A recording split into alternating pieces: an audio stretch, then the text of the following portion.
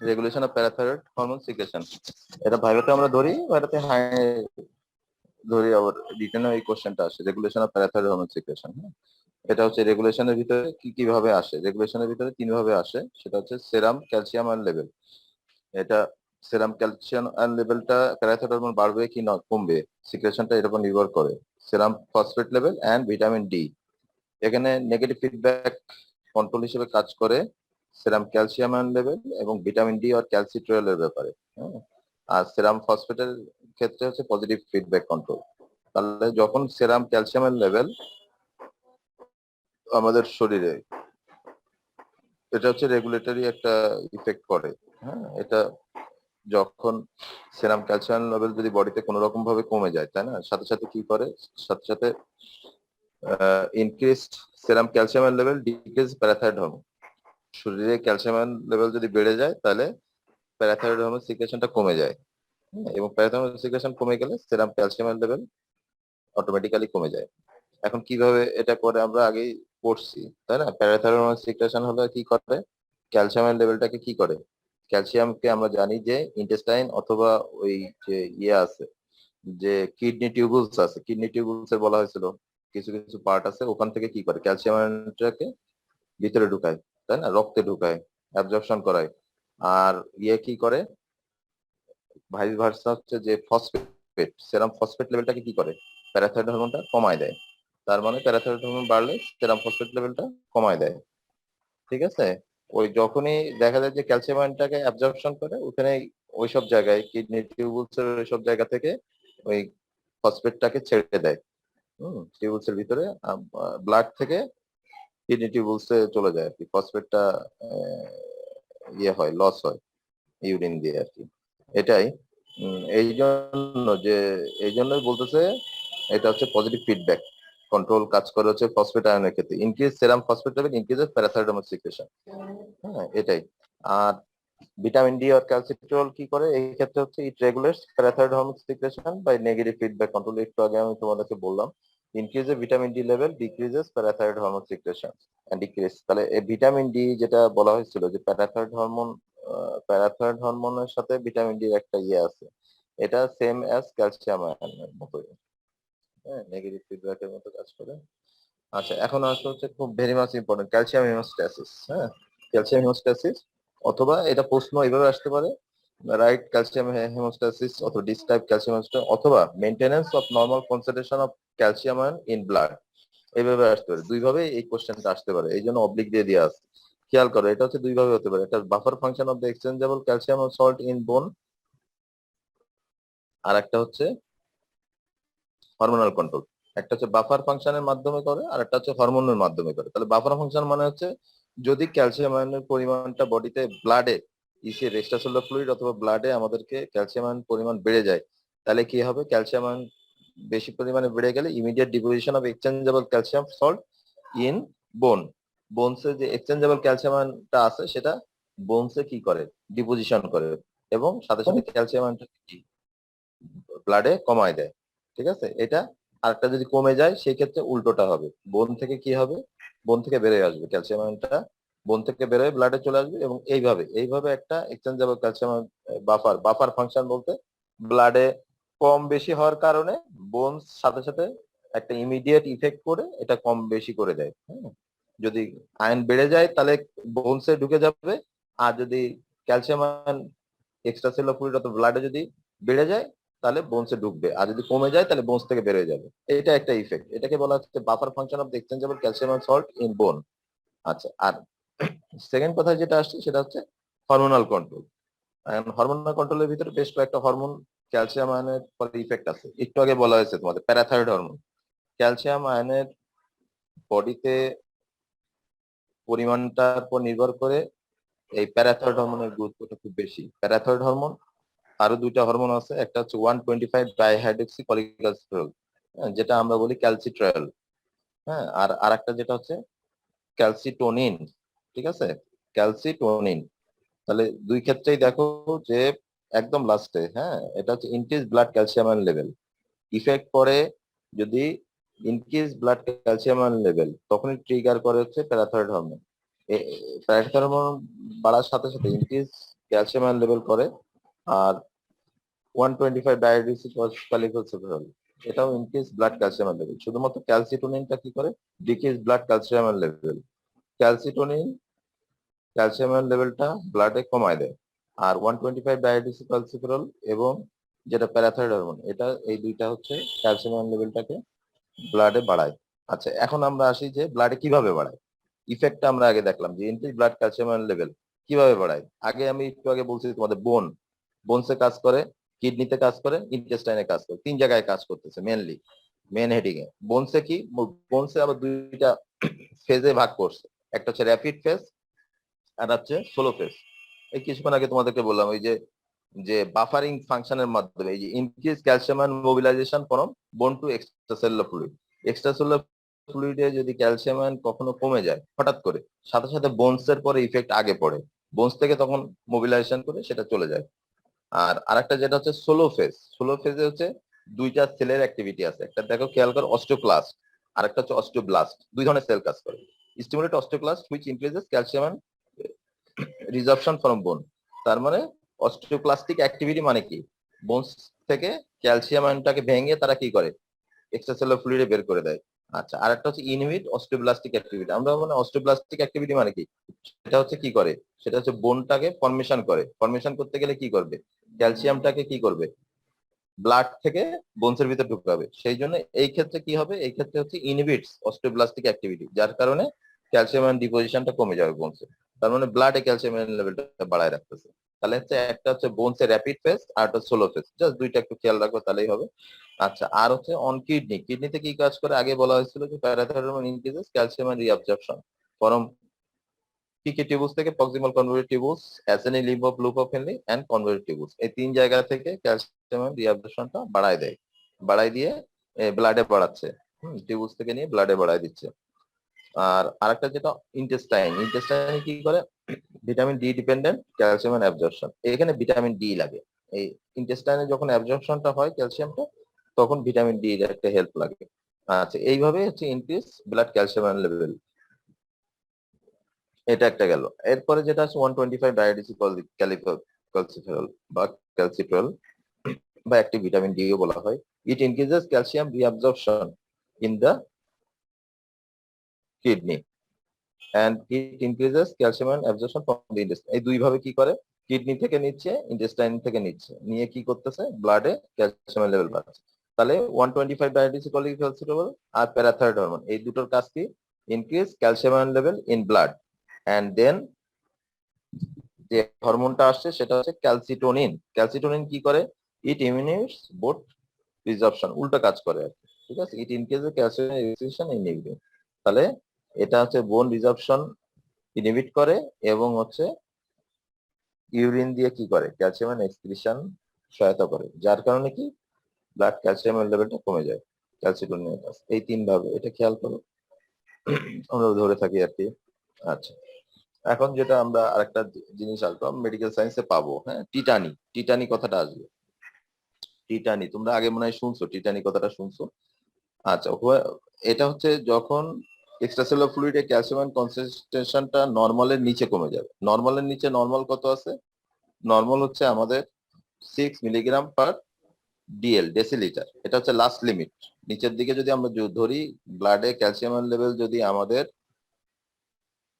6 milligram per ডেসিলিটারের নিচে নেমে যায় বা 6 মিলিগ্রাম ডেসিলিটার বা তারও 4 হয়ে যায়, তাহলে সেটাকে লিথাল বলি। তাহলে 6 এর নিচে চলে গেলে তখন টিটানি ডেভেলপ করে। টিটানিটা কেন ডেভেলপ করে, টিটানিটা ডেভেলপ করে কারণ হচ্ছে মেনলি ক্যালসিয়াম আয়ন যদি এক্সট্রাসেলুলার ফ্লুইড বা ব্লাডে তার পরিমাণটা কমে যায়, তাই না, লোয়ার লিমিটের নিচে চলে যায়, তখন কি করে, তখন হচ্ছে আমাদের জানি যে আমাদের আরেকটা আয়ন শরীরে আছে, সেটা কি, সোডিয়াম আয়ন। অ্যাকশন পোটেনশিয়ালের জন্য দায়ী কে কে, সোডিয়াম আয়ন, তারপরে পটাশিয়াম আয়নও আছে, আবার হচ্ছে হ্যাঁ পটাশিয়াম, সোডিয়াম আর হচ্ছে ক্যালসিয়াম আয়ন, তাই না, মেনলি এরাই কাজ করে। এরাই হচ্ছে অ্যাকশন পোটেনশিয়াল তৈরি বা ইয়ে ডিপোলাইজেশন রিপোলাইজেশনে কাজ করে, তাই তো। এখন আমরা যদি আসি যে ক্যালসিয়াম আয়নের কাজ কেমন, সোলো কাজ করতো না, তখন সোলো ওদের সোলো কন্ট্রাকশন করে। হ্যাঁ হ্যাঁ, আর সোডিয়াম আয়ন যদি আমরা ধরি তাহলে হচ্ছে স্পন্টেনিয়াস। হ্যাঁ, সোডিয়াম কারণ মনে হচ্ছে মাইক্রোফোন খোলা আছে। হ্যাঁ, তোমরা একটু খেয়াল করো, মাইক্রোফোনটা অফ করো। হ্যাঁ, মাইক্রোফোনটা অফ করে দাও। বন্যা মাইক্রোফোনটা অফ করে দাও। আচ্ছা, এখন আসো যে যেটা বলতেছিলাম যে ক্যালসিয়াম আয়ন কনসেন্ট্রেশন। তাহলে ক্যালসিয়াম আয়ন কনসেন্ট্রেশন যখন কমে যাবে তখন সোডিয়াম আয়ন কনসেন্ট্রেশনটা, সোডিয়াম আয়নটা বডিতে আপার হ্যান্ড নেবে। সোডিয়াম আয়ন কনসেন্ট্রেশনটা কি করবে? সোডিয়াম আয়নটা আমাদের যে অ্যাকশন পটেনশিয়ালটা, খুব বেশি বেশি অ্যাকশন পটেনশিয়াল তৈরি করে, র্যাপিডলি তৈরি করে, হ্যাঁ, এবং স্ট্রং কন্ট্রাকশন করে, যার কারণে কি করবে? এই যে যে টিটানিটা ডেভেলপ করবে। হ্যাঁ, এখন আমরা আসি, একটু পড়লেই বোঝা যাবে যে জিনিসটা পড়তেছে। when the extracellular calcium ion concentration falls below normal, there will be neuromuscular hyper excitability because of increased neuronal membrane permeability to sodium ion, allowing easy initiation of action potential. The peripheral nerve fibers become so excitable that they begin to discharge spontaneously and initiating trains of nerve impulses to pass to the peripheral skeletal muscle to elicit titanic muscle contraction. Consequently, hypocalcemia causes tetany. আচ্ছা, আমি যেটা আগে বলছিলাম, calcium concentration falls to about 6 milligram, যদি 4 এর নিচে চলে যায় সেটা আমরা খুব লিথাল কন্ডিশন বলি। হ্যাঁ, আচ্ছা, causes of tetany, hypocalcaemia and alkalosis. আচ্ছা, হাইপোক্যালসেমিয়া হলে ওখানে অ্যালকালোসিস ডেভেলপ করে আর কি, এই জন্য এটা কথাটা আসছে আর কি। আচ্ছা, এখন আসুন এই যেটা বললাম টিটানি, টিটানির কিছু ইয়ে আছে। টিটানি বাচ্চাদের ক্ষেত্রে কি হয়? ইন চিলড্রেনে কার্পোপেডাল স্পাজম, তোমরা মনে হয় নামগুলো শুনছো, অ্যানাটমিতে পড়াইছে নাকি কার্পোপেডাল স্পাজম? কার্পোপেডাল স্পাজম, হ্যাঁ। আচ্ছা, আসি আমরা। কার্পোপেডাল স্পাজম হচ্ছে মেটাকার্পোফ্যালেঞ্জিয়াল জয়েন্ট, হ্যান্ডে, হাতে। হাত খেয়াল করো, হাতের হচ্ছে মেটাকার্পোফ্যালেঞ্জিয়াল জয়েন্টটা জি হচ্ছে স্যার। ফ্লেক্সড হয়ে যাবে। হ্যাঁ, ছবি আছে, বই যদি থাকে তাহলে আমার এখানে ছবিটা দেয়া নাই, ছবিতে দেখবা মেটাকার্পোফ্যালেঞ্জিয়াল জয়েন্টটা ফ্লেক্সড হয়ে যাবে। ইন্টারফ্যালেঞ্জিয়াল জয়েন্ট এন্ড থাম্ব হচ্ছে এক্সটেনশন হবে। আর অ্যাডাকশন, অ্যাডাকশন মানে কি? একটা আঙ্গুল আর একটা আঙ্গুলের থেকে দূরে সরে যাবে, তাই না? একটা হচ্ছে অ্যাবডাকশন আর একটা হচ্ছে অ্যাডাকশন। তাহলে অ্যাডাকশন অফ দ্য থামটা একটু দূরের দিকে সরে যাবে, অ্যাডাকশন অফ দ্য থাম। এটা একটা কার্পোপেডাল স্পাজমের একটা ইয়ে, এটা হবে সাইনগুলোর ভিতরে। আর কি কি হবে? স্পাজম অফ ল্যারেঞ্জিয়াল মাসেল, খুব একটা ইম্পর্টেন্ট জিনিস। যাদের টিটানি হয় সাথে সাথে কিন্তু তাদের স্ট্রাইডার হয়, গলার ভিতরে ঘর ঘর ঘর ঘর শব্দ হয়ে যায়। হ্যাঁ, it causes asphyxia and ultimately leads to death. যদি সাথে সাথে ব্যবস্থা না নেওয়া যায় স্ট্রাইডারে, তাহলে কিন্তু মারা যায়। স্টেরয়েডের ক্ষেত্রে কি ব্যবস্থা নেওয়া হয়? এই যে গলার এখানে কি করে, ফুটো করে দেওয়া হয়, তাই না? হাতে যা থাকে সেটা দিয়ে এই যে যে ইয়ে ল্যারেঞ্জিয়াল মাসলের মাঝখান দিয়ে এখানে ফুটো করে দেওয়া হয়, তার শ্বাসটা যেন হয়, তাই না? আর শ্বাসের যে স্পেসটা ল্যারেঞ্জিয়াল মাসেল কন্ট্রাকশন করার জন্য ন্যারোইং হয়ে যায়, যার কারণে শব্দটা তৈরি হয়, একটা অন্যরকম শব্দ, সেটাকে বলা হচ্ছে স্ট্রাইডার। আর আরেকটা যেটা হয় টিটানির জন্য, কনভালশন, তাই না? আরেকটা যেটা হয় কনভালশন তৈরি হয়। আচ্ছা, ওটা হচ্ছে বাচ্চাদের ক্ষেত্রে যেটা বললাম। বাচ্চাদের ক্ষেত্রে তাহলে তিনটা জিনিস, একটা হচ্ছে carpopedal spasm, spasm of the laryngeal muscle যেটা স্টার্টার তৈরি করে, আর একটা হচ্ছে কনভালশন, এই তিনটা জিনিস তৈরি করে। আর অ্যাডাল্টের ক্ষেত্রে কনভালশন কি? কি? হ্যাঁ, কনভালশন। তো হ্যাঁ, কনভালশনটা কি? আচ্ছা, কনভালশন মানে কি? কনভালশন মানে হচ্ছে খিঁচুনি, বাংলায় বলা হয় হচ্ছে কনভালশন মানে খিঁচুনি। সারা শরীর দেখো না ও জি ইয়ে স্যার, করতে জি স্যার। থাকবে, জি হ্যাঁ, স্যার, বারে বার নড়তে থাকবে আর কি। হ্যাঁ, এটাকে বলে জি খিঁচুনি। স্যার, ঝাঁকিয়ে দেয়। আচ্ছা, কনভালশন সম্পর্কে পড়ানো হবে তোমাদের এই মেডিসিনে যখন ক্লাস হবে, তখন আলটিমেটলি এক একটা ডিজিজ সম্পর্কে যখন পড়াবে তখন এইসব জিনিসগুলো আসবে, ঠিক আছে? আচ্ছা, এখন আসো ইন অ্যাডাল্ট। অ্যাডাল্ট ওটা হচ্ছে গেল বাচ্চাদের ক্ষেত্রে, এবং অ্যাডাল্টদের যদি আমরা ধরি তাহলে কি হবে? Tingling and numbness in hand, tingling sensation and numbness in hands, feet and around the mouth. Numbness মানে কি কেউ জানো? টিংলিং এন্ড নামনেস, অবশ হয়ে যায়। হ্যাঁ, অবশ হয়ে যায়। তার মানে সে সেন্সেশনটা পাবে না, মনে হবে কি আচ্ছা ঠোঁটটা আছে কিন্তু ঠোঁটের সেন্সেশন নাই, তাই না? আমাদের মাঝে মাঝে হয়, দেখবা যে হাত পা কি হয়, অনেক সময় একরকম ভাবে বসে থাকলে কি হয়, সেন্সেশন থাকে না। তবে ওটা এই আবার শীতকালে নড়তে বেশি গেলে স্যার। ব্যথা। হ্যাঁ হ্যাঁ, এখন tingling and numbness in hands, feet and around the mouth. আর আরেকটা যেটা হবে কার্পোপেটাল স্পাজমটা হতে পারে বড়দের, কিন্তু ওটা কম হয়। কিন্তু বড়দের ক্ষেত্রে শুধুমাত্র এটাই বেশি হয়, টিংলিং এন্ড নামনেস সেন্সেশন। আচ্ছা, এটা গেল হচ্ছে টিটানি।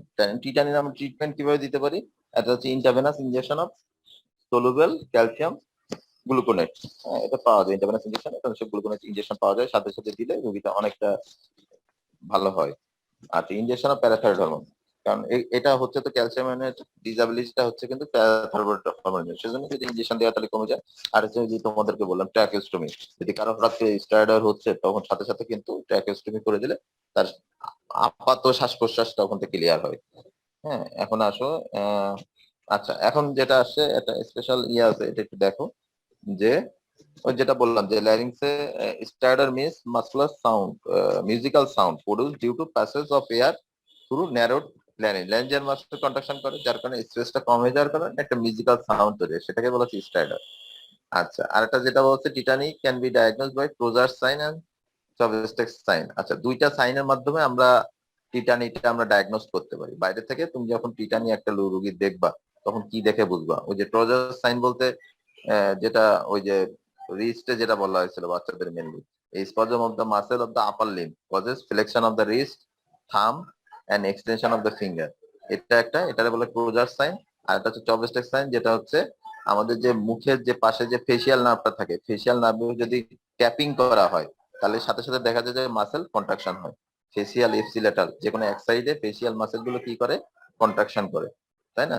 সেটা দ্বারা আমরা বুঝতে পারি চভস্টেক সাইন।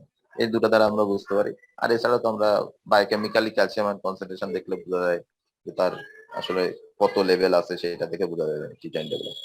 এটা গেল হচ্ছে ক্যালসিয়ামের লেভেল কমে যাওয়ার কারণে, তাই না? টিটানি। এখন আসো আরেকটা তোমরা ডিজিজ শুনছো, অস্টিওপোরোসিস। নাম শুনছো না? সবাই মোটামুটি জানি আমরা অস্টিওপোরোসিস। জি স্যার। হ্যাঁ, এটা আসলে একটা বয়স্কদের বেশি হয়, ওল্ড এজে, 50 পরে বা 55-60 এজের পরে যে 60 এজের পরে যে দেখা যায় অস্টিওপোরোসিস ডেভেলপ করে আর কি। হ্যাঁ, আচ্ছা, এখন এটা কেন হয়? এটা ওই ইট ইজ এ কমন বোন ডিজিজ ইন অ্যাডাল্ট, হ্যাঁ, characterized by diminished bone matrix rather than from poor bone calcification. In osteoporosis, the osteoblastic activity in the bone is usually less than normal. Consequently, there is less of osteodeposition. আচ্ছা, এখানে যেটা বলছে osteoblastic activity, আগে বলা হয়েছে যে বোন ফরমেশনের জন্য আমাদের অস্টিওব্লাস্টিক অ্যাক্টিভিটিটা খুব দরকার। সেই অস্টিওব্লাস্টিক অ্যাক্টিভিটিটা কমে যায়। আর সেখানে আরেকটা কি হয়? But occasionally as in hyperparathyroidism the cause of diminish bone matrix is excess osteoclastic. তাহলে হাইপার প্যারাথাইরয়েডিজমের ক্ষেত্রে যদি প্যারাথাইরয়েড সিক্রেশন কারো খুব বেশি বেড়ে যায়, সেই ক্ষেত্রে অস্টিওক্লাস্টিক অ্যাক্টিভিটিটা আবার বেড়ে যায়। ওই ক্ষেত্রে অস্টিওব্লাস্টিক অ্যাক্টিভিটি তো কমেই যাচ্ছে, কিন্তু অস্টিওক্লাস্টিক অ্যাক্টিভিটিটা বেড়ে যাওয়ার কারণে বোনস থেকে ক্যালসিয়াম গুলো কি বের হয়ে যায়, বোন ম্যাট্রিক্সটা ইয়ে হয়ে যায়, বোনসের যে ইয়ে গুলো, যে অস্টিয়েট ফরমেশন, এগুলো সব ডিপোজিশন কমে যাওয়ার কারণে অস্টিওপোরোসিস ডেভেলপ করে। এই যে এখন আসি আমরা যে কজেস, কি কি আসলে কজ আছে আমাদের অস্টিওপোরোসিস হওয়ার জন্য। এই যে দেখো, lack of physical stress on the bones because of inactivity. কেউ যদি আসলে ইনঅ্যাক্টিভিটি, কোনো বয়স্ক মানুষ যদি বেডে শুয়ে থাকে বা যে কোনো কারণে ইনঅ্যাক্টিভিটি তার বেশি বেড়ে যায়, তাই না? অ্যাক্টিভিটি একদম কম থাকে, তাহলে সেই ক্ষেত্রে কিন্তু অস্টিওপোরোসিস ডেভেলপ হতে। আর একটা হচ্ছে malnutrition, lack of vitamin C, lack of vitamin C and হচ্ছে কুশিং সিনড্রোম। আচ্ছা, post menopausal lack of oestrogen secretion. আর old age post menopausal lack of oestrogen secretion. আমরা কিন্তু জানি মহিলাদেরও কিন্তু অস্টিওপোরোসিস হয়, কিন্তু যতক্ষণ পর্যন্ত তার ইস্ট্রোজেন তার সাপোর্ট দেয় ততক্ষণ পর্যন্ত কিন্তু অস্টিওপোরোসিস হয় না। যখন ইস্ট্রোজেন লেভেলটা একটা নির্দিষ্ট সময়, আমরা জানি পোস্ট মেনোপজাল মানে মেনোপজ যখন এই মেনস্ট্রুয়েশন বন্ধ হয়ে যায়, মেনোপজাল এজ চলে আসে, তখন ফিমেলদের কিন্তু অস্টিওপোরোসিস ডেভেলপ করে। হ্যাঁ, আর একটা হচ্ছে old age, overall male female মিলে ওল্ড এজে হয়। আচ্ছা, এখন আসি আমরা। আচ্ছা, এটা অস্টিওপোরোসিস গেল। এখন আরেকটা আমরা গ্ল্যান্ডের কথা শুনতেছি। হ্যাঁ, এটা আমরা দেখে আসছিলাম যে অ্যাড্রিনাল গ্ল্যান্ড অথবা সুপ্রারেনাল গ্ল্যান্ড। কোথায় থাকে এটা? সুপ্রারেনাল। সুপ্রারেনাল বলতে স্যার এটা কিডনির উপরে। হ্যাঁ, স্যার কিডনির উপরে, হ্যাঁ, কিডনির উপরে ক্যাপের মতো মনে হয়। হ্যাঁ, অ্যাড্রিনাল অথবা সুপ্রারেনাল গ্ল্যান্ড বলা হয়। তাহলে আমাদের বডিতে কয়টা আছে? দুইটা আছে। The two adrenal glands lie at the superior poles of the two kidney. এক একটা কিডনির উপরে এক একটা থাকে। Adrenal gland very much important একটা গ্ল্যান্ড, তাই না? অ্যাড্রিনাল গ্ল্যান্ড, এক একটা অ্যাড্রিনাল গ্ল্যান্ডকে দুইটা পোর্শনে ভাগ করা হয়। একটা হচ্ছে কর্টেক্স, অ্যাড্রিনাল কর্টেক্স বলা হয়, আর একটা হচ্ছে অ্যাড্রিনাল মেডুলা। হ্যাঁ, মাঝখানের পোর্শনকে বলা হয় মেডুলা। ছবি আছে কিনা? এই দেখো ছবি, খেয়াল করো, এটা ক্রস সেকশন ছবি দিয়ে দেখাইছে। হ্যাঁ, ওই যে কর্টেক্স এবং মেডুলা, তাই না? কর্টেক্স এর আবার তিনটে পার্ট আছে, একটা হচ্ছে জোনা গ্লোমেরুলাসা, যেটা বাইরের দিকে থাকে, জোনা ফ্যাসিকুলাটা, আর একটা হচ্ছে জোনা রেটিকুলারিস, তাই তো? এটা হচ্ছে কর্টেক্স এর পার্ট। আর মেডুলা তো আছেই। মেডুলা হচ্ছে মিডিয়াল। আচ্ছা, ফার্স্টে আমরা ভাগ করব দুই ভাগে, একটা হচ্ছে cortex, adrenal cortex, supraadrenal cortex, adrenal medulla. এবার অ্যাডিনাল কর্টেক্স কে আবার তিন ভাগে ভাগ করেছে, একটা হচ্ছে জোনা গ্লোমেরুলাসা যেটা 50% দখল করে থাকে, আর জোনা ফ্যাসিকুলাটা 75%, আর জোনা রেটিকুলারিস 10%। আচ্ছা, জোনা গ্লোমেরুলাসার আরেকটা নাম আছে, সেটা হচ্ছে কি বলে, মিনালোকর্টিকয়েডস। কারণ কি? কারণ হচ্ছে এখান থেকে মিনারেলস মিনারেল মিনারেলস মিনারেলস বলতে বডি সোডিয়াম পটাশিয়াম এইগুলোকে মেনটেন করে বেশি, এই জন্য মিনালোকর্টিকয়েডস ওর সাথে যোগ এইসব হরমোনের।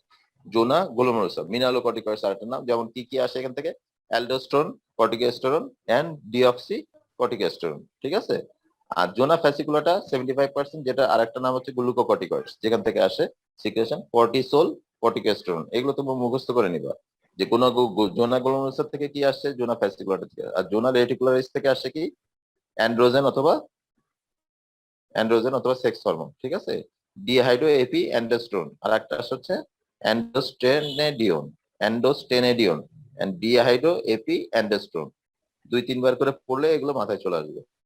আচ্ছা, এখন আমরা আসি, এই যে ছবিটা একটু আগে দেখলাম, মেডুলাকে দেখালাম, আর ভিতরের দিকে আর বাইরের দিকে ওই যে তিনটে লেয়ার কর্টেক্সের।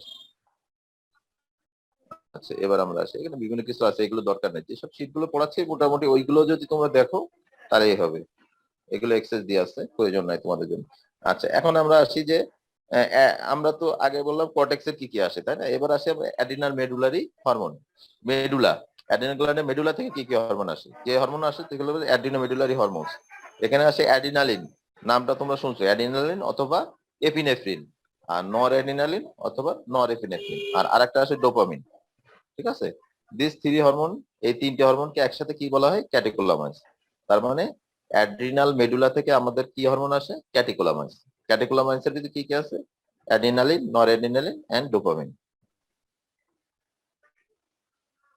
হ্যাঁ, এখানে যেটা আমি বললাম সেটাই একই কথা বলছে, the mineralocorticoids have gained this name. Mineralocorticoids এর কেন নাম হয়েছে জোনা গ্লোমেরুলাসার, because they specially affect the electrolytes minerals, specially sodium and potassium.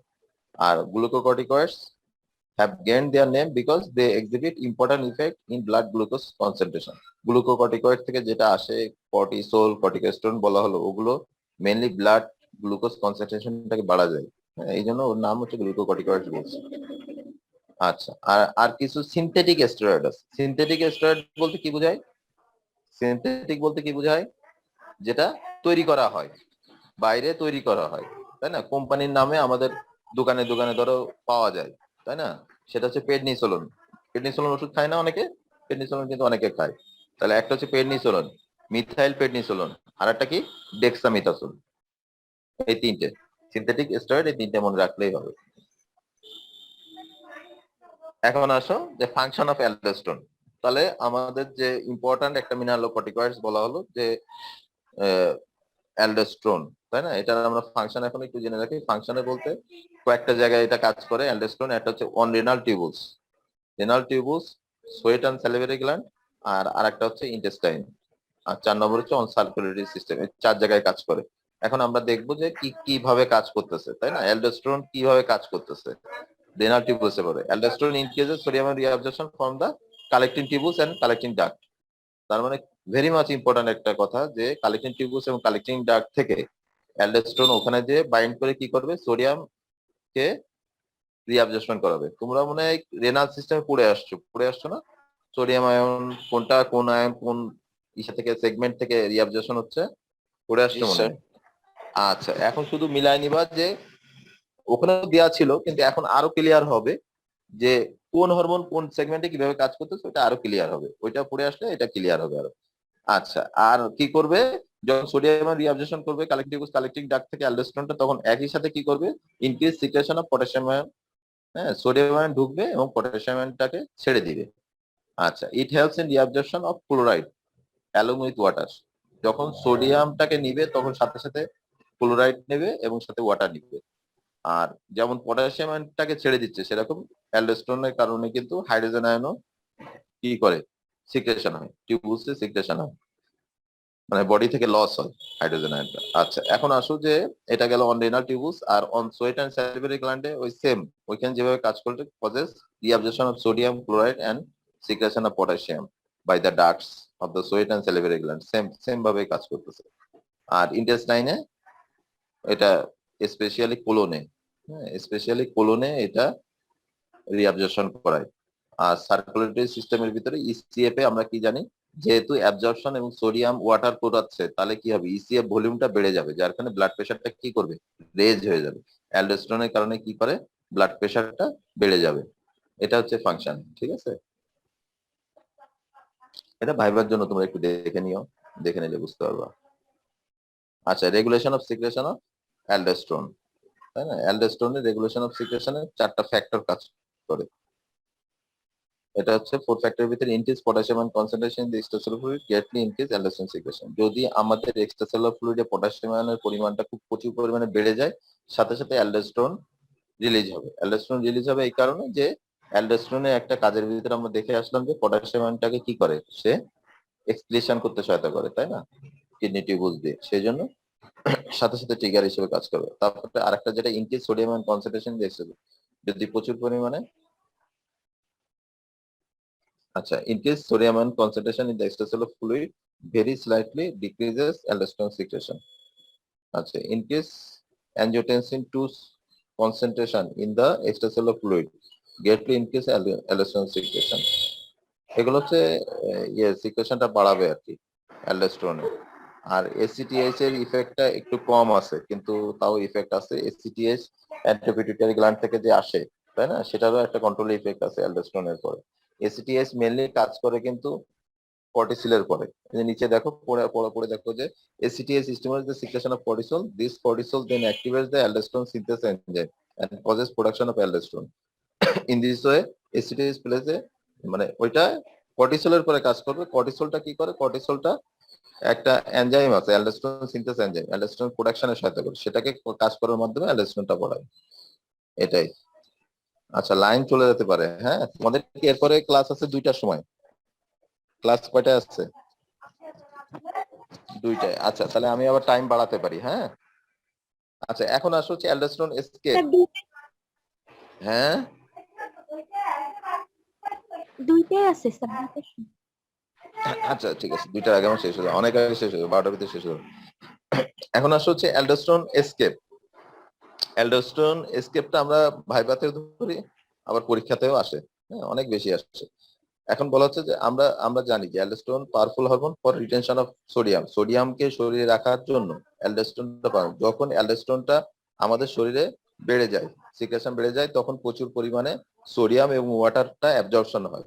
Absorption হলে কি হয়, এটা ব্লাডে চলে আসে বা এক্সট্রাসেলুলার ফ্লুইডে চলে আসে।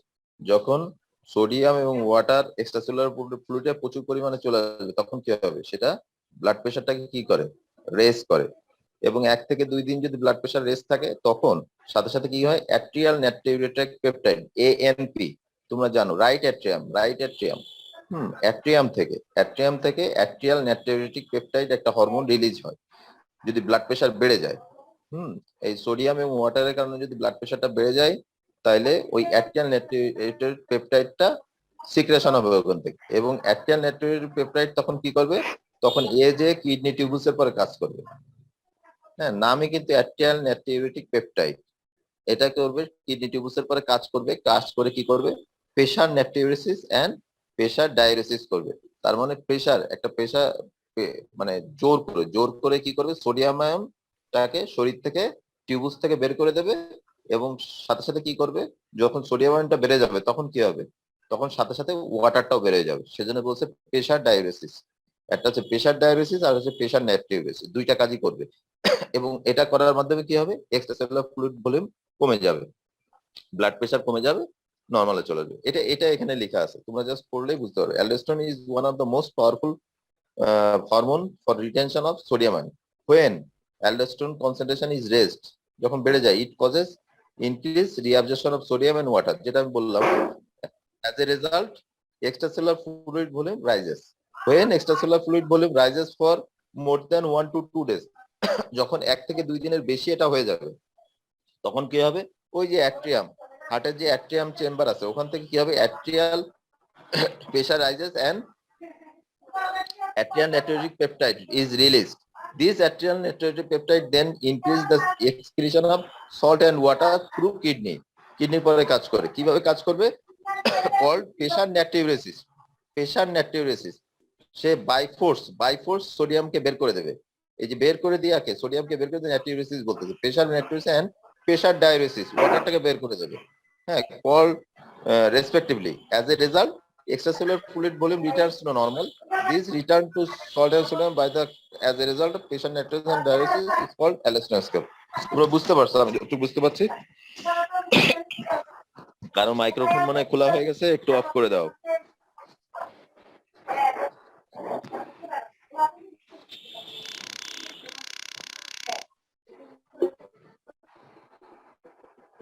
আচ্ছা, অ্যালডোস্টেরোস্কোপটা তোমরা বুঝতে পারছো সবাই?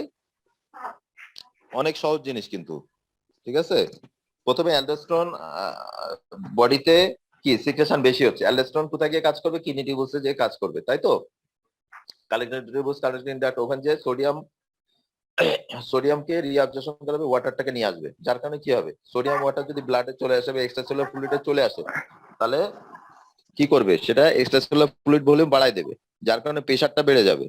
প্রেশারটা যখন বাড়ে যাবে, তখন এই প্রেশার বেড়ে যাওয়ার কারণে আমরা জানি রাইট অ্যাট্রিয়াম বা অ্যাট্রিয়াল প্রেশারটাও বাড়বে। অ্যাট্রিয়াল প্রেশার যখনই বেড়ে যায়, তখনই সেখান থেকে একটা হরমোন রিলিজ হয়, সেটাকে বলা হয় এএনপি, অ্যাট্রিয়াল নাইট্রিউরেটিক পেপটাইড।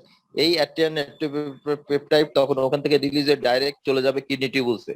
কিডনি টিউবুলসে যে তখন সে কি দুইটা জিনিস করবে, এটা হচ্ছে প্রেশার নাইট্রিউরেসিস এন্ড প্রেশার ডাইউরেসিস। তার মানে কি?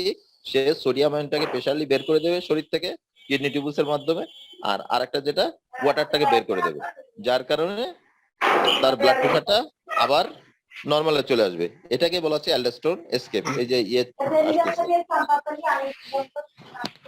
আচ্ছা, এখন অ্যালডোস্টেরনটাকে আমরা যে হরমোন, তাকে লাইফ সেভিং অথবা এসেনশিয়াল হরমোন কেন বলি? এই যে দেখো, জাস্ট চার্টে দেখো, অ্যালডোস্টেরন যদি ডেফিসিয়েন্সি হয়, তাহলে কি হবে? সোডিয়াম ক্লোরাইড কনসেন্ট্রেশনটা ব্লাডে কমে যায়, যার কারণে ডিক্রিজ ব্লাড প্রেশার ভলিউম, যার কারণে স্ট্রোক হতে পারে। হ্যাঁ, ব্লাড প্রেশার ভলিউম লস হওয়ার কারণে কিন্তু স্ট্রোক হয়ে ডেথ হয়ে যেতে পারে। আর একটা যেটা হয়, aldosterone deficiency, potassium concentration blood হচ্ছে ইনক্রিজ। হ্যাঁ, ভাইস ভার্সা আর কি। সোডিয়াম ক্লোরাইড যদি আমার ব্লাডে কমে যায়, তাহলে কিন্তু পটাশিয়ামের পরিমাণ বেড়ে যায়। এবং পটাশিয়াম যদি বেড়ে যায়, পটাশিয়াম কি করে? কার্ডিয়াক অ্যারিথমিয়া ডেভেলপ করে। পটাশিয়ামের পরিমাণ বডিতে বেড়ে গেলে কার্ডিয়াক অ্যারিথমিয়া করে, কার্ডিয়াক টক্সিসিটি করে, যার কারণে কিন্তু ডেথ হতে পারে, তাই না? এই জন্য বলা হচ্ছে অ্যালডোস্টেরন হরমোনটা হচ্ছে লাইফ সেভিং হরমোন, হ্যাঁ, বা এসেনশিয়াল হরমোন, এই কারণে বলা হচ্ছে, তাই না? চারটা দেখলে বুঝতে পারবা। আচ্ছা, আমরা এখন আসি যে ক্রস সিনড্রোম, তাই না? আমাদের যদি মিনারেলোকর্টিকয়েড সিক্রেশনটা বেড়ে যায়, তাহলে সেই কন্ডিশনটাকে কি বলে? Cross syndrome is characterised by over production of mineralocorticoid hormone aldosterone by the adenocortex. Adenocortex থেকে যদি অ্যালডোস্টেরন হরমোনটা প্রচুর পরিমাণে বেশি বেড়ে যায়, সেটা সেই সিনড্রোমটার নাম হচ্ছে প্রাইমারি হাইপার অ্যালডোস্টেরনিজম অথবা কর্ন সিনড্রোম। আচ্ছা, কি কি কারণে হতে পারে? আমরা জানি যে টিউমার হতে পারে, তাই না? অ্যাডিনাল গ্ল্যান্ডে টিউমার হতে পারে, এই যে অ্যালডোস্টেরন সিক্রেটিং অ্যাডিনাল অ্যাডিনোমা, অথবা অ্যাডিনাল গ্ল্যান্ডে হাইপারপ্লাসিয়া হতে পারে, তাই না? সেলের ইয়ে হাইপারপ্লাসিয়া, সেল সংখ্যায় বেড়ে যেতে পারে। একটা হচ্ছে টিউমার কন্ডিশনের কারণে হতে পারে, আর একটা হচ্ছে হাইপারপ্লাসিয়ার কারণে হতে পারে। এই দুইটা কারণে hyper aldosterone, primary hyper aldosterone বা কন সিনড্রোম হতে পারে। আচ্ছা, ইফেক্ট কি করে? হ্যাঁ, কন সিনড্রোম যদি হয়, তাহলে প্লাজমা সোডিয়াম কনসেন্ট্রেশন ইনক্রিজেস, অবশ্যই। কারণ বলা হলো যে তোমাদের অ্যালডোস্টেরনের পরিমাণ প্রচুর পরিমাণে বেড়ে গেছে, তাহলে কি করবে? সে সোডিয়াম আয়ন বেশি বেশি রিঅ্যাবজর্পশন করাবে, সেটাই বলা আছে। Plasma sodium ion concentration increases, extracellular fluid volume অথবা ব্লাড প্রেশার কি হবে? রাইজেস। হ্যাঁ, হাইপারটেনশন ডেভেলপ করবে। আর যেহেতু সোডিয়াম আয়ন কনসেন্ট্রেশন বডিতে বেড়ে যাচ্ছে, তাহলে কি পটাশিয়াম আয়ন কি করে? এক্সক্রিশন করে, তাহলে হাইপোক্যালেমিয়া ডেভেলপ করবে। মাসেল প্যারালাইসিস বাই হাইপোক্যালেমিয়া, হাইপোক্যালেমিয়ার জন্য কিন্তু মাসেল প্যারালাইসিস হতে পারে, সেটাই বলছে। আর ডিক্রিজ প্লাজমা রেনিন কনসেন্ট্রেশন, এর সাথে হচ্ছে প্লাজমা রেনিন কনসেন্ট্রেশন, যেটা সেটা কিন্তু রেনিন অ্যানজিওটেনসিন কনসেন্ট্রেশন, যে ইয়েটা রেনিন সিক্রেশন বা ওটা কমে যাবে, ঠিক আছে, সোডিয়াম আয়ন বেড়ে যাওয়ার কারণে। আচ্ছা, ট্রিটমেন্ট কি? এই এই ট্রিটমেন্ট হচ্ছে সার্জিক্যাল রিমুভাল ছাড়া হয় না। যে টিউমারটা হয় অ্যাডেনাল গ্ল্যান্ডে, যে টিউমারটা হয়, সেটাকে সার্জিক্যাল করতে হয়, রিমুভাল করতে হয়। আর এগুলো তোমরা জানো, হাইপারট্রফি মিন্স হাইপারপ্লাসিয়া, অ্যাট্রফি, এগুলো তোমরা জানো, অলরেডি পড়ে আসছো। আচ্ছা, এখন আসো যে আমরা ফাংশন অফ অ্যালডোস্টেরন পড়ছি, তাই না? এখন হচ্ছে আমরা পড়বো কর্টিসল। গ্লুকোকর্টিকয়েডস যেটা সেটা হচ্ছে কি কি ইফেক্ট আছে, একটা হচ্ছে metabolic effect, very much important. হ্যাঁ, মেটাবলিক ইফেক্ট অফ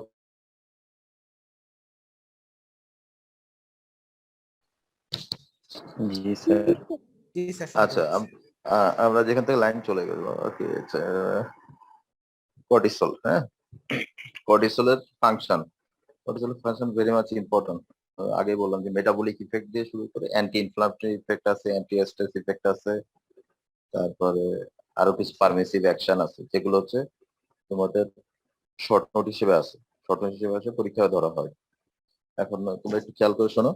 তাহলে ফাংশন অফ কর্টিসল, কর্টিসল হচ্ছে মেটাবলিক ইফেক্ট। যদি ধরি আমরা, মেটাবলিক ইফেক্ট মানে তিনটা সোর্সের পরে কাজ করে। একটা হচ্ছে কি জানি, কার্বোহাইড্রেট মেটাবলিজম, প্রোটিন মেটাবলিজম, আর আরেকটা হচ্ছে ফ্যাট মেটাবলিজম, তাই তো? তিনটার পরে আমরা এখন আসি কার্বোহাইড্রেটের পরে কি করে। এটা হচ্ছে, যদি প্রথমে ধরি কর্টিসলটাকে কি করবে, আমরা জানি যে এটা হচ্ছে গ্লুকোকর্টিকয়েড, এবং এটা এক ধরনের গ্লুকোকর্টিকয়েড। এবং কেন বলা হচ্ছে গ্লুকোকর্টিকয়েড, কারণ হচ্ছে তারা increase, cortisol increase a blood glucose level, blood glucose লেভেলটা বাড়ায়। কি কিভাবে বাড়ায় সেটা নিচের দিকে খেয়াল করো। ইনক্রিজিং গ্লাইকোলাইসিস, গ্লাইকোলাইসিস মানে গ্লাইকোজেনোলাইসিস, গ্লাইকোজেন, গ্লাইকোজেন যে স্টোরেজ হিসেবে থাকে সেটাকে কি ভেঙে তাহলে কি করতেছে, রক্তে নিয়ে চলে আসছে গ্লুকোজ বা গ্লাইকোজেনটাকে, সেই জন্য ব্লাড গ্লুকোজ লেভেল বেড়ে যাচ্ছে। তবে ইনক্রিজিং গ্লুকোনিওজেনেসিস, নন কার্বোহাইড্রেট সোর্স থেকে যদি কার্বোহাইড্রেট তৈরি হয়, গ্লুকোজ তৈরি হয়, সেটাকে গ্লুকোনিওজেন, তাহলে গ্লুকোনিওজেনেসিস বাড়ায় দিচ্ছে। এবং আরেকটা কি বলতেছে, decreasing peripheral utilization of glucose, peripheral tissue যেগুলোতে আছে সেখানে কিন্তু ইউটিলাইজেশনটা গ্লুকোজের কমায় দিচ্ছে, যার কারণে কি হচ্ছে, সবসময় গ্লুকোজের লেভেলটা ব্লাডে বাড়ায় রাখতেছে। এটা একটা ইফেক্ট কর্টিসলের। আচ্ছা, এখন যদি আমরা যদি প্রোটিন মেটাবলিজম, প্রোটিন মেটাবলিজম আসলে দুই ভাবে কাজ করে। একটা হচ্ছে প্রোটিন সিনথেসিসটাও বাড়ায় দেয়, মানে প্রোটিন আপটেকটাও বাড়ায় দেয়, আবার প্রোটিন যে ব্রেকডাউন সেটাকেও করে, ইফেক্ট করে। খেয়াল করো যে cortisol promotes protein synthesis by the liver, আর জাস্ট নিচে লিখেছে it decreases protein synthesis and stimulates protein breakdown in extra hepatic tissue. তার মানে যদি আমার লিভার ধরি, লিভারে আমার প্রোটিন সিনথেসিস করে, আর লিভার বাদে অন্যান্য বডির যে সেলগুলো আছে বা টিস্যু আছে সেখান থেকে কি করে, সেখানে প্রোটিনটাকে ব্রেকডাউন করে। তাহলে প্রোটিন ব্রেকডাউন করে সেই প্রোটিন গুলোকে আবার লিভারে নেয়। It increases blood amino acid concentration and mobilization of amino acid to liver, লিভারে ওখান থেকে ট্রান্সফার করে।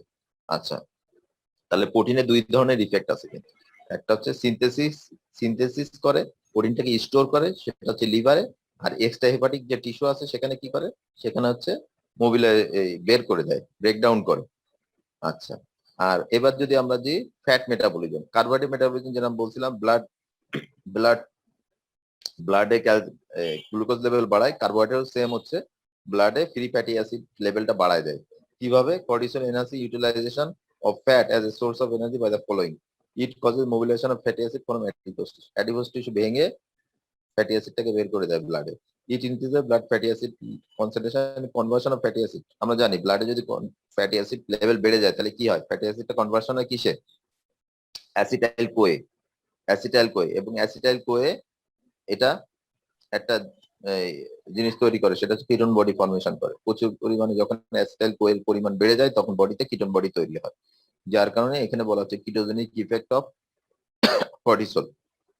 তাহলে তোমাদের প্রশ্ন কিন্তু এভাবে আসতে পারে, what do mean by ketogenic effect of cortisol, বা ভাইভাতে আমরা জিজ্ঞেস করতে পারি যে কিটোজেনিক ইফেক্ট অফ কর্টিসল বলতে তুমি কি বুঝো। তখন তোমাকে এই যে ফ্যাট মেটাবলিজম যেটা সেম, এখানে ফ্যাট মেটাবলিজম যেটা সেটাকে বোঝাই দিতে হবে।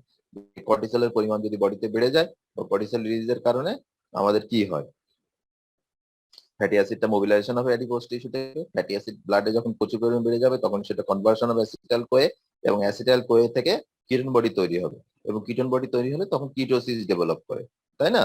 এটাকে বলা হচ্ছে কিটোজেনিক ইফেক্ট অফ কর্টিসল। এরপরে আসো, very much important, anti inflammatory effect, এটাও আসে পরীক্ষায়। How cortisol causes anti inflammatory effect.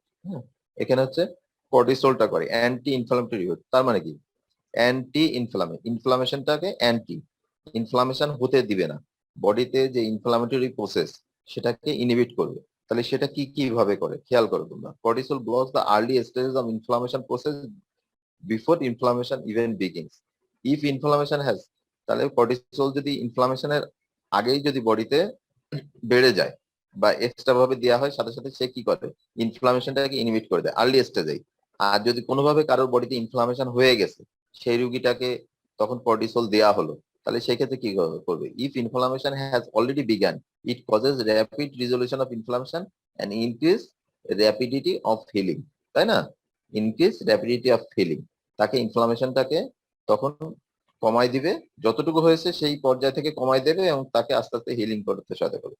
এখন আমাদের অ্যান্টি ইনফ্লামেটরি ইফেক্ট যে কর্টিসল করতেছে, এটা কিভাবে করতেছে, কি কি মেকানিজম খেয়াল করো। Cortisol stabilises the lysosomal membrane, thereby prevents leakage of proteolytic. আমরা জানি সেলের যে লাইসোজোমাল মেমব্রেন, ওইটা যদি ইনট্যাক্ট থাকে তাহলে কিন্তু কোনো সমস্যা হয় না, তাই না? সেটা প্রোটিওলাইটিক এনজাইমের যে অ্যাক্টিভিটিটাকে কি করে, প্রিভেন্ট করে দেয় কর্টিসল, ওই স্টেবিলাইজেস দ্য লাইসোজোমাল মেমব্রেন করে, যার কারণে লিকেজ হয় না, যার কারণে কি প্রোটিওলাইটিক এনজাইমটা বাইরে আসে না এবং ইয়ে করে না, ইনফ্লামেশন শুরু করতে পারে না। It decrease the permeability of capillaries, thus prevents loss of plasma into the tissue. It decreases both migration of white blood cell and in inflamed area and phagocytose the damaged cell. তার মানে মাইগ্রেশনে সে মাইগ্রেশনটাকে ব্যাহত করে আর কি। আরেকটা যেটা করে, it suppress the immune system. Immune system আমরা জানি কি আছে, লিম্ফোসাইটিক যে অ্যাক্টিভিটি আছে, তাই না? এই লিম্ফোসাইটিক অ্যাক্টিভিটিটাকে কমায় দেয়, যার কারণে হচ্ছে না। আরেকটা যেটা ফিভার, ইন্টারলিউকিং 1 আমরা জানি একটা ইয়ে লিকোট্রায়েন্স আর কি, এই ইন্টারলিউকিং 1 কে ইনহিবিট করে, রিডিউস করে, কমায় দেয়, যার কারণে কি বডিতে ফিভার বা অ্যান্টি ইনফ্লামেটরি মানে ফিভার হয় না, অ্যাটিনুয়েটস ফিভার, এটাকে ইনহিবিট করে আর কি। আচ্ছা, এই এই যে মেকানিজম, এই পাঁচ পাঁচ ভাবে তোমাদের যেটা বললাম, এই পাঁচ ভাবে এই অ্যান্টি ইনফ্লামেটরি ইফেক্ট করে কর্টিসল। আচ্ছা, এরপরে আরেকটা যেটা অ্যান্টি স্ট্রেস ইফেক্ট, তাই না? আমাদের অনেক সময় স্ট্রেস কন্ডিশন, স্ট্রেসফুল কন্ডিশন, তাই না? যখন কোনো কারোর কি ট্রমা হয় বা হচ্ছে সার্জারি, যে কারো সার্জারি হবে, তাই না, সার্জারি হতে যাবে বা সার্জারি হচ্ছে, হ্যাঁ, সার্জারি হওয়ার সময় তো একটা ট্রমা, তারপরে যে কোনো বডিতে ইনফেকশন, তাই না, এসব যে কোনো কারণে যে কোনো স্ট্রেসফুল কন্ডিশনে কিন্তু বডিতে কর্টিসলের রিলিজ প্রচুর পরিমাণে বেড়ে যায়, তাই না? সেটাই অ্যান্টি স্ট্রেস ইফেক্ট হিসেবে কাজ করে। কিভাবে করে খেয়াল করো। Cortisol secretion is increase in stressful condition such as intense heat and cold, infection, trauma and surgery etcetera. Cortisol causes rapid mobilization, কি করে, rapid mobilization of amino acid and fats from their cellular stores. আগেই বলা হয়েছিল যে মানে আমাদের যে sell বা টিস্যু আছে সেখান থেকে মোবিলাইজেশন করে অ্যামাইনো অ্যাসিডটা বা ফ্যাটটাকে বের করে দেয় বডি ইসে থেকে, সেলুলার স্টোর থেকে, making them available both for energy and for synthesis of other essential compound such as glucose. এর আগে বলা হয়েছিল যে গ্লুকোনিওজেনেসিস, কর্টিসল কি করে, ইনক্রিজ গ্লুকোনিওজেনেসিস, নন কার্বোহাইড্রেট সোর্স যেমন প্রোটিন, ফ্যাট, এই দুই জায়গা থেকে কি করতেছে, গ্লুকোজ তৈরি করতেছে, তাই না? তাহলে damage tissue that are depleted of protein can use the newly available amino acid to form new protein and that are essential to the lives of the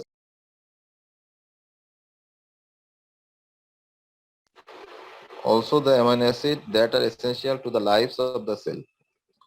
Also the amino acid used for synthesis of essential intercellular substance such as purine, pyrimidines, phosphate. আচ্ছা, এখানে যেটা বলা হয়েছে, যেটা আগে বললাম যে তাহলে কর্টিসলটা কি করবে, কর্টিসলটা সেলের যে আমার অ্যামাইনো অ্যাসিড বা fatty acid, free fatty acid, এই লেভেলগুলো বাড়াই দিবে। এই free fatty acid, amino acid এগুলো বাড়াই দিয়ে কি করবে, গ্লুকোনিওজেনেসিসের মাধ্যমে গ্লুকোজ তৈরি করতেছে, যেটা হচ্ছে আমাদের একটা এনার্জি সোর্স। গ্লুকোজ থেকে আমরা একটা এনার্জি পাচ্ছি। আর এছাড়া যেটা আরেকটা পাই সেটা হচ্ছে অ্যামাইনো অ্যাসিড। অ্যামাইনো অ্যাসিড সে বের করে নিয়ে এসে নতুন নতুন অ্যামাইনো অ্যাসিড, তার প্রয়োজন যে অ্যামাইনো অ্যাসিড গুলো সেগুলো তৈরি, পিউরিনস, পাইরিমিডিনস তৈরির মাধ্যমে সে কিন্তু কি নতুন নতুন সেলের রিপ্রোডাকশন করবে। এই জন্য কর্টিসলকে একটা ইমার্জেন্সি হরমোন। এটাই হচ্ছে অ্যান্টি স্ট্রেস ইফেক্ট। আচ্ছা, এখন আমরা আসি যে পারমিসিভ অ্যাকশন। পারমিসিভ অ্যাকশন বলতে কি বোঝায়? পারমিসিভ অ্যাকশন যে কর্টিসলের ডাইরেক্ট ইফেক্ট না। কর্টিসল দেখা যাচ্ছে যে যে কোনো একটা ইফেক্ট হচ্ছে, যে কোনো একটা হরমোনের একটা ইফেক্টকে কি করে, সাহায্য করে, মানে ত্বরান্বিত করে আর কি। এটা অনেকটা ওই যে তোমরা পড়ে আসছো এনজাইমের ক্ষেত্রে, এনজাইম কো এনজাইম পড়ে আসছো না, এটা ওই ওই ধরনেরই আর কি। এই হরমোনটা কি করে, কর্টিসল হরমোনটা আর একটা হরমোনের কাজে সহায়তা করে, সাহায্য করে, তার ইফেক্টটাকে ইয়ে করে, এস্টাবলিশড আরো বেশি ভাবে করে। খেয়াল করো করতেছি, small amount of glucocorticoids must be present for a number of metabolic reaction to ochre although the glucocorticoids do not produce the reaction by themselves the effect is known as permissive action help করে। যেমন হচ্ছে calorigenic effect of glucagon, calorigenic effect of glucagon. গ্লুকাগনের effect কি এখানে পড়ানো হয়নি। Glucagon হচ্ছে যখন এই প্যানক্রিয়াস পড়াবো তখন বলবো। গ্লুকাগনের একটা কাজ হচ্ছে ব্লাড গ্লুকোজ লেভেল বাড়ায় রাখা কিন্তু, হ্যাঁ। তাহলে জি স্যার। কর্টিসলের কাজের সাথে কিন্তু, হ্যাঁ, কর্টিসলের কাজের সাথে কিন্তু গ্লুকাগনের কাজে মিলে যায়। তাহলে ওই কর্টিসলটা ডাইরেক্ট কিন্তু এই গ্লুকাগনের পরে একটা ইফেক্ট আছে। ও যখন ক্যালোরিজেনিক ইফেক্ট করে তখন তারপরে একটা ইফেক্ট আছে। আর হচ্ছে pressure effect of caliculum. Catalyst sir. হ্যাঁ হ্যাঁ, এটা একটা ক্যাটালিস্ট প্রায়। ক্যাটালিস্ট স্যার এক প্রকার। ক্যাটালিস্ট, হ্যাঁ বলা যায়। ওইভাবে যদি এনজাইমের আমরা ওইটা ওইভাবে চিন্তা করি তাহলে অবশ্যই ক্যাটালিস্ট, সে তাদের কাজে সহায়তা করতেছে, তাই না? ক্যাটালিস্ট হিসেবে একটা ইফেক্ট আছে। আচ্ছা, এখন যদি আমরা এখানে আসে pressure effect of catecholamines. Catecholamines epinephrine, norepinephrine, dopamine, আমরা জানি এগুলো প্রত্যেকটারই প্রেশারের পরে ইফেক্ট আছে, সেটা বলছে প্রেশার ইফেক্ট। কর্টিসল এখানে কাজ করে। আর একটা হচ্ছে ব্রঙ্কোডাইলেশন বাই ক্যাটেকোলামাইজ, হ্যাঁ। ক্যাটেকোলামাইজ ব্রঙ্কোডাইলেশন যেটা করে সেখানেও একটা ইফেক্ট আছে। আর হচ্ছে লাইপোফিলিক ইফেক্ট অফ ক্যাটেকোলামাইজ। আচ্ছা, এটা তোমরা খেয়াল রাখো, পারমিসিভ অ্যাকশন অফ কর্টিসল। আচ্ছা, আদার কিছু ফাংশন আছে, তাই না, যেটা পড়ে আসছো, যে আমরা বললাম যে কর্টিসল ব্লকস দা ইনফ্লামেটরি রেসপন্স, ওই যে অ্যান্টি ইনফ্লামেটরি ইফেক্ট। তাহলে অ্যান্টি ইনফ্লামেটরি ইফেক্ট যদি করে তাহলে কিন্তু অ্যালার্জিক রিয়াকশনটাকে ইনহিবিট করতে। কারোর বডিতে যদি অ্যালার্জিক রিয়াকশন হয় তাহলে আমরা কি দিই না, আমরা কি কি ওষুধ দিই? অ্যান্টি অ্যালার্জিক ওষুধ দিই। তারপরে স্টেরয়েড অনেক সময় মুখে খাইতে দিই। খুব বেশি খারাপ হলে কি হয়, আমরা কি দিই?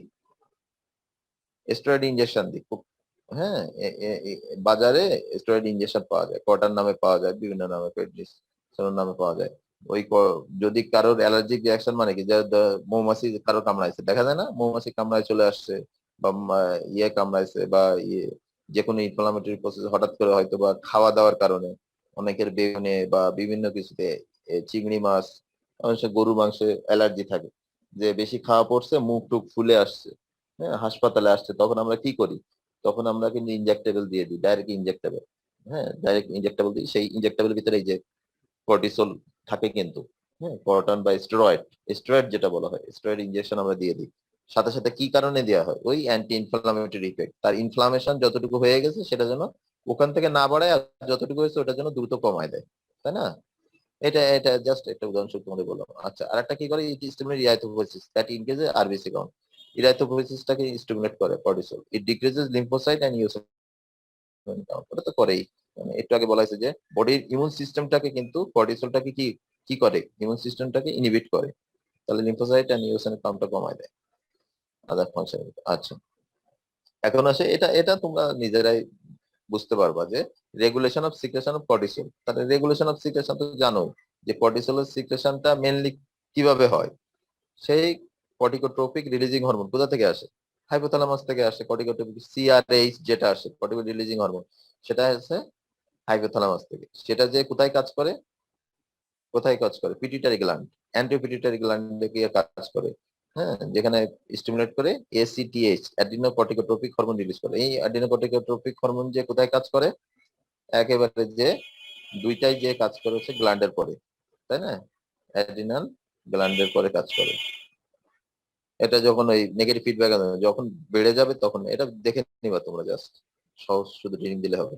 আচ্ছা, এখন আসো যে আমাদের শর্ট নোটে তোমাদের পরীক্ষায় থাকে এই দুইটা সিনড্রোম থাকবে। একটা হচ্ছে অ্যাডিসনস ডিজিজ, আর একটা, তোমরা যদি প্রশ্ন দেখে থাকো তাহলে দেখছো, কুশিং সিনড্রোম। এই দুটো থাকে কিন্তু পরীক্ষায়। আচ্ছা, অ্যাডিসনস ডিজিজ কেন হয়? যদি অ্যাড্রিনোকর্টিক্যাল হরমোনস এর কি সিক্রেশনটা কমে যায়। It is a clinical condition resulting from hyposecretion of adrenocortical hormones. আচ্ছা, কেন কমে যেতে পারে? একটা হচ্ছে adrenocortical atrophy due to autoimmune disease. তাহলে অটোইমিউন ডিজিজ থাকলে, তাহলে ফ্যামিলিয়ালি অটোইমিউন ডিজিজ থাকলে সেটা হচ্ছে অ্যাড্রিনোকর্টিক্যাল অ্যাট্রোফি হয়ে যেতে পারে। আর আরেকটা যেটা tuberculous destruction of adrenal gland, যদি অ্যাড্রিনাল গ্ল্যান্ডে টিবি হয়ে যায়, কারো টিউবারকুলোসিস হয়, সেই ক্ষেত্রে হতে পারে। আরটা যদি নিজে থেকে অটোইমিউন ডিজিজের মধ্যে অ্যাট্রোফি হয়। এই দুইটা কারণে হচ্ছে হাইপোসিক্রেশন হয় অ্যাড্রিনোকর্টিক্যাল হরমোনস। আচ্ছা, এটা ক্লিনিক্যাল ফিচার কি আসছে? ওয়েট লস, উইকনেস, অ্যানোরেক্সিয়া, বাংলায় বলতেছি না, এটা সব তোমরা জানো কোনটার মানে কোনটা। Nausea, vomiting, hypotension, hypoglycaemia, pigmentation of the skin and mucous membrane, diarrhoea and constipation, দুইটা যে কোনো একটা হতে পারে, ডায়রিয়া হতে পারে বা কনস্টিপেশন হতে পারে। আচ্ছা, এটা ট্রিটমেন্টে আমরা অ্যাডমিনিস্ট্রেশন অফ অ্যাডেনোকর্টিকাল হরমোনস পাওয়া যায়, তাই না? হ্যাঁ, এটা পাওয়া যায়, এটা ট্রিটমেন্ট হিসেবে আচ্ছা, কুশিং সিনড্রোম, ওইটা বললাম যে হাইপোসিক্রেশন অ্যাডেনোকর্টিকাল হরমোনস, আর এটা হচ্ছে হাইপার সিক্রেশন, তাই না? এটা দুই ধরনের হতে পারে, একটা হচ্ছে এসিটিএইচ ডিপেন্ডেন্ট, অ্যাডিনোকর্টিকোট্রপিক হরমোন ডিপেন্ডেন্ট, আর হচ্ছে এসিটিএইচ ইন্ডিপেন্ডেন্ট। তাহলে একটা হচ্ছে এসিটিএইচ ডিপেন্ডেন্ট কেন হবে? এসিটিএইচ ডিপেন্ডেন্ট ভিতরে বোঝাই যাচ্ছে এসিটিএইচ টা যদি বেশি রিলিজ হয়, তাহলে বেশি রিলিজ কেন হবে? অ্যান্টিপিটিউটারি গ্ল্যান্ডে যদি কোনো টিউমার হয় সেটা হতে পারে, তাই না? আর একটা হচ্ছে glucocorticoid secreting adrenal tumour, adrenal গ্ল্যান্ডে টিউমার হতে পারে, আর একটা পিটুইটারি গ্ল্যান্ডে টিউমার হতে পারে। আর একটা যদি কেউ যদি গ্লুকোকর্টিকয়েড অনেক দিন ধরে গ্লুকোকর্টিকয়েড যদি কেউ বাইরে থেকে নিতে থাকে, যেমন অনেকে কিন্তু গ্রাম অঞ্চলে দেখবা, হ্যাঁ, বলে যে আমি সাদা বড়ি খাই ব্যথার জন্য। কারোর যদি ব্যথা ব্যথা শরীরে ব্যথা, অনেক সময় দেখা যায় যে এই বয়স্করা বিশেষ করে দেখবা যে বলে যে মাজায় ব্যথা, পায়ে ব্যথা, তাই না? এটা কিন্তু ফার্মেসিতে যায়, এই ফার্মেসিওয়ালারা তখন কি করে, এই স্টেরয়েড বড়ি দেয়, প্রেডনিসোলন পাওয়া যায় 5 মিলিগ্রাম 10 মিলিগ্রাম বড়ি পাওয়া যায়, হ্যাঁ, ওই ব্যথার ওষুধ দেয়, সাথে সাথে কিন্তু এইটা দেয়। তাহলে এটা দিলে কি করে তখন, এই যে প্রলং অ্যাডমিনিস্ট্রেশন এক্সোজেনাস গ্লুকোকর্টিকয়েডস, আমরা বলছি কিন্তু তোমাদেরকে একটু আগে পড়ে আসছি যে সে কিন্তু অ্যান্টি ইনফ্লামেটরি ইফেক্ট করে। তার মানে কি, তার পেনটা কমে যায়, ইনফ্লামেশন হয় না, পেনটা কমে যায়, তখন কিন্তু সে ওইটার প্রতি অভ্যস্ত হয়ে যায়। তার মানে যদি সে অনেক আগে থেকে ব্যবহার করতে থাকে স্টেরয়েডটা, তাহলে তখন কিন্তু এই ক্ষেত্রে কুশিং সিনড্রোম ডেভেলপ হতে পারে। ঠিক আছে, এটা এটা দেখা যায় ভেরি মাস ইয়ে। আচ্ছা, ক্লিনিক্যাল ফিচার কুশিং সিনড্রোম যেটা পড়ালাম তোমাদের, এটা হচ্ছে ক্লিনিক্যাল ফিচার কি আছে? একটা হচ্ছে moon face, due to depletion of fat in face, প্রচুর পরিমাণে ফ্যাট মুখের ভিতরে জমা হয়, যার কারণে মুন ফেস হয়। বাফেলো হাম, ঘাড়ের কাছে ডিপোজিশন অফ ফ্যাট হয়। Pendulous abdomen, due to division of fat in abdomen. তারপরে হাইপার টেনশন, হাইপারগ্লাইসেমিয়া। যেমন জানি আগে বলা হয়েছিল যে কুশিং সিনড্রোমে অ্যাডিনোকর্টিক্যাল হরমোন বাড়লে তখন হাইপার টেনশন কেন হয়? সোডিয়ামের পরিমাণ বেড়ে যায়, যার কারণে হাইপার টেনশন, সোডিয়াম ওয়াটার বেড়ে গেলে। হাইপারগ্লাইসেমিয়া কেন হয়? কারণ কর্টিসলের জন্য হাইপারগ্লাইসেমিয়া হয়। আচ্ছা, রেডিশ পাপেল অ্যাবডোমিনাল স্টাই, অস্টিওপোরোসিস, এই যে ক্যালসিয়াম আয়নটা লস হয়, তাই না, যার কারণে অস্টিওপোরোসিস হয়। Wasting weakness of proximal thigh muscle and poor wound healing. আচ্ছা, এটা ট্রিটমেন্ট হচ্ছে রিমুভাল অফ দ্য টিউমার, যে এইসব কারণে হলো টিউমার গুলো রিমুভাল করলে এটা ঠিক হয়ে যায়। ঠিক আছে, কুশিং সিনড্রোম। আচ্ছা আচ্ছা, সার্কাডিয়ান রিদম অফ কর্টিসিকেশন, আচ্ছা, এটা আগে একদিন আমি একটু আলোচনা করছিলাম। এটা তোমাদের অ্যাজমা পেশেন্ট দিয়ে বলছিলাম, তাই না? অ্যাজমা পেশেন্ট দিয়ে বলছিলাম যে অ্যাজমা রোগী কিন্তু সকালের দিকে দেখা যায় ভালো থাকে, বিকাল যত হয় তত খারাপ হয়, সেটাই বলছি। সার্কাডিয়ান কর্টিসল সিক্রেশন, এই দেখো খেয়াল করো, 75% of daily production of cortisol occurs between 4 AM, হ্যাঁ, সকাল ভোর 4টা থেকে 10টা পর্যন্ত, 10টা পর্যন্ত কর্টিসল বডিতে খুব প্রচুর পরিমাণে প্রোডাকশন হয়। কিন্তু দেন তারপরে থেকে then it gradually decreases as the day progress, it is known as circadian rhythm of cortisol secretion. এটাকেই বলে সার্কাডিয়ান রিদম। এই যে যে মানে দিনের একটা সময় বাড়তেছে সিক্রেশনটা, আর আরেকটা সময় কমে যাচ্ছে, এটাকে বলা হচ্ছে circadian rhythm of cortical secretion circadian rhythm. আচ্ছা, এটা শুধুমাত্র কর্টিসলের জন্য না, বডিতে আরো কিছু হরমোন আছে, তাই না? আরো কিছু হরমোন আছে যে হয়তো বা কোনো হরমোন রাতের বেলা বেশি থাকছে, দিনের বেলা কম, দিনের বেলা বেশি, রাতের বেলা কম, এইভাবে ভাগ ভাগ আছে। এটা জাস্ট কর্টিসলের জন্য একটা টাইম দিছে যে সকাল 4টা থেকে সকাল 10টা পর্যন্ত দেখা যায় যে এটার পরিমাণটা বেড়ে থাকে এবং আস্তে আস্তে কমে যায়। এবং ওই যে বললাম যে সকালবেলা কেন অ্যাজমা রোগীটা সকালবেলা ঘুমায়, আমরা যখন যদি হাসপাতালে দেখি অ্যাজমা ওয়ার্ড বা তোমার সিওপিডি, ক্রনিক অবস্ট্রাকটিভ পালমোনারি ডিজিজের রোগীগুলো বেডের পরে শুয়ে থাকে, ওই দেখা যায় 8:30 বা 9টার সময় দেখা যায় তারা ঘুমায় রয়েছে। হ্যাঁ, ঘুম মানে কি, নাক ডেকে ঘুম দেয়। কারণ কি, তখন কর্টিসল লেভেলটা খুব বেশি থাকে, তাদের যে ব্রঙ্কোস্পাজম হয়, তাই না, কন্ট্রাকশন হয় বা ইনফ্লামেটরি প্রসেস, সেটা কমে যায়। কর্টিসল সিক্রেশনের কারণে ওর কি অ্যান্টি ইনফ্লামেটরি ইফেক্ট আছে না, ওই কারণে তখন সে অনেকটা আরাম বোধ করে। এইসব রোগীরা তো আমরা স্টেরয়েড ইনজেকশন দিই, তারপরে বডির একটা সিক্রেশন থেকে সে পাওয়ার কারণে সে তখন কিন্তু সকালের দিকে ঘুমায়। হ্যাঁ, কিন্তু দুপুর পার হয়ে যখন রাত হতে থাকে তখন আস্তে আস্তে তার কষ্টটা বাড়তে থাকে, এই আর কি। আচ্ছা, এখন আসো, এটা পড়াইছি অ্যান্ড্রোজেন, হ্যাঁ, sex hormone, this are the hormones exerting masculinising effect. আচ্ছা, আজকে এই পর্যন্ত, আর এগুলো পরের দিন পড়াবো, ঠিক আছে? জি স্যার। আচ্ছা এখন হ্যাঁ স্যার এই পর্যন্ত তোমরা পড়বা আর তোমাদের কিন্তু